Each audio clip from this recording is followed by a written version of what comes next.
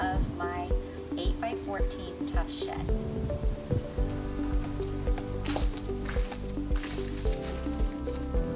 This tough shed has become my workshop, sewing room, and upholstery shop.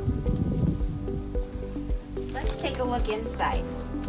I really like the large double doors for expanding my workspace and bringing in lumber.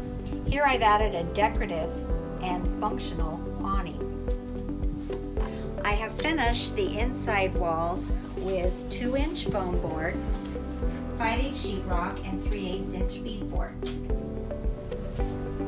Vinyl flooring is attached to the inside doors and side walls. I like these transom windows. They're both decorative and a great source of light.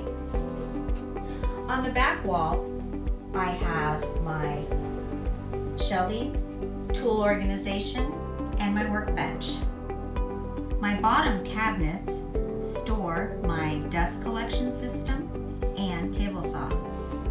On the front wall, I have top and bottom storage and a built-in cabinet for spray paint. The ceiling is finished with beadboard and overhead lights. Well, I guess that's it. Thank you for visiting and looking at my tough shed.